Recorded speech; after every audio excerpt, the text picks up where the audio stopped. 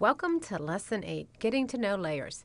In this lesson, you're going to see some fundamental tips and tricks that you can take advantage of when you're using Photoshop CS4 and you're working with layers.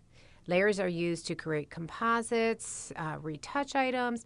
There's all sorts of things that you can take advantage of layers for, especially when you're trying to maintain your original information and yet do some retouching work. So in this example, like I said, I'm going to show you just some basic layer techniques that you can use. I'm creating, first of all, a new Photoshop file, and I'm making sure that the background is transparent. Press OK, and here we go.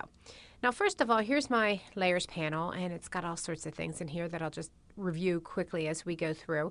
But I've started out with a layer, not a background. And that was because I told Photoshop I wanted a transparent background. Now, I'm just going to go ahead and create a shape. And in this case, I'll just make a rectangle. And I'm going to choose a color, red. And I'm just pressing Option, or actually I'm on a Vista system, so I'm pressing Alt, backspace, or if you're on a Mac, you can press Option, delete, and that is the quick key for fill my selection with my foreground color. Now I'm going to change the name of this, and this is really critical. A lot of people start working in layers and they let them stay with the name Layer 1, copy of Layer 1, copy of Layer 2, Layer 3, and then all of a sudden there are 20 layers and you don't have a clue where anything is. So it's a really good idea to get in the practice of naming your layers, and this one is going to be called something really unique and different, red square. Okay, so now I want to create a new layer, but I just finished telling you that you should name your layers. If I just click on the new layer icon, I simply get Layer 1 again. What if I want to name that as I'm creating it? If I hold down my Alt or Option key and click on the New Layer button, it brings up the dialog box so that I can come in here and type yellow circle. And guess what I'm going to draw? First of all, select deselect or Control D or Command D. Take the elliptical selection tool, and then in this case, I want to draw a circle from the inside of the square. So I am holding down my Alt and my Shift key, and voila, comes from the center. Switch my color to a yellow and think hard. What was it? Alt backspace or Option delete. Now, this is on a separate layer. Of course, I'm going to create one more before I go any further. I'm pressing Control D, or you can choose Select None.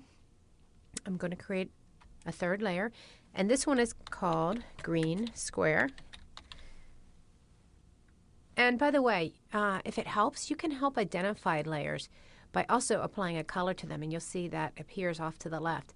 Now in this case, I'm going to make a rectangle, and maybe I want to pull this from the center too, so Alt-Shift or Option-Shift pulls it from the center, and then I choose a green, Alt-Backspace or Option-Delete.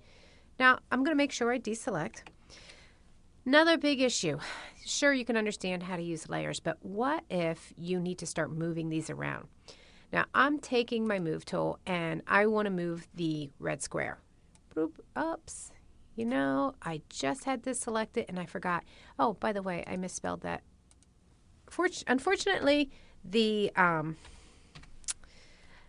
Layers panel doesn't do a spell check. But the reason I showed you that is because typically that is an issue that comes up. You think you're moving something, but actually you have the wrong layer selected. How you can correct that is one of two easy ways. One is that you can get in the habit of holding down your Control key when you go to select something. And you'll notice that by holding down my Control or my Command key on the Mac, it turns on temporarily something called Auto Select. Now, Auto Select can also be turned on in the options under when you have your Move tool selected. The problem with that is sometimes you don't want it on. So I prefer just to hold down the Control or Command key and turn it on when I want it on, because otherwise you might try to select something behind something else and it keeps selecting the wrong object or layer. Now, next thing that I want to show you is that you can also right-click on the Windows machine or that would be Control-click on the Mac. And that brings up your contextual menu, and it shows you all the layers that are intersecting exactly where you right-clicked. So I can choose red square layer now. If I right-click over here, I only see that one. Now I see 2 or 3. So another way for quickly selecting layers. Now, other things that you can do as you're working in here, let's say that you want to move a layer up or down. Of course, you can click and drag, and you'll see a bar up here when your layer is actually getting moved so that you can rearrange the position of these. Now, other things that you can do, you'll notice that I am pressing, well, you can't really notice it. I will tell you that I am pressing Control right bracket or Control left bracket. And if you remember in some of the previous videos, I was showing you how when you're on the brush tool, you can hit the right bracket and left bracket to make your brush size larger or smaller. It's the same bracket. It's the brackets off to the right of the letter P. But when I'm on the move tool and I hold down my Control or Command key and hit the left or right bracket, I can easily move up or down my layers. The benefit to this, of course, is that you're not sitting there trying to get this thing to line up exactly. The other benefit is if you have 20 layers, you can visually see where it's falling in place without having to know what is exactly above or below the selected layer. Now, other things here as well, notice that you can turn off or on the visibility of a layer. So this is helpful, especially when you're working with multiple layers. You can also take an individual layer and you can mask it. Now, here's a huge thing when you're creating composites, because I'm using just basic shapes. But you can imagine how great this feature is if you're trying to morph 2 images together or do some retouching. I have the red square layer selected. I can come down here to the Add Layer Mask button and click on that. And since I had nothing selected, it just gave me a blank mask off to the right. Now, if I click on the left, ta-da, that's active. Click on the right, this is active. Difference, if I click on the left and I start painting, I am actually painting on my layer. Undo, Control Z. If I click on the right and I start painting, I am painting on the mask. Now let's make sure that I switch my colors. X, boop. Come on. And it's thinking about it. There we go. But you can see that what I'm painting is actually turning out to be mask. It's covering up, wherever my squiggles are, is covering up this object off to the left. So if you're familiar with masks, such as film masks, wherever it's clear, it's showing through the object. Wherever it's black, it's covering it up. So I can do things such like take a gradient, for instance, and drag a gradient across to fade one image into another. Lots of neat things you can do. Now, just for fun, I am going to browse and take an image in here. So let me go back out and take something from Lesson 8 files, and maybe I'll take this rock star here. And I'm just going to grab the whole thing right now, and in this case, choose 2 up, take my move tool and drag and drop her over here. That's fine. And you have these files if you need them. Now, what I'm also going to do is perhaps I only want a small sliver of this girl, and I'm going to do a really rough selection. And once I have this selection down, I'm going to feather it just a bit so that, there we go, feather it just a bit so that it doesn't look as bad as it really is. So I'm choosing Select, Modify, Feather, and I'll set this for about a 15. Okay, but watch what happens when you have a selection and then you click on the mask button. It automatically builds a mask based upon your selection. The other benefit to this, of course, when you're creating composites, let me move her up so you can see her a little better, is that you can, of course, take your paintbrush, click on the mask, paint black, now I'm making my brush larger, where I don't want the mask. And if I accidentally miss something, hit X and paint white in an area I want to recover. So again, this is such a huge key in Photoshop, but as you're creating composites to make them look a little bit more realistic, you can take advantage of these masks to go ahead and make composites look a lot more realistic. And if you mess up, you can always fix it, which is really great. Now, I'm going to take this a little bit further.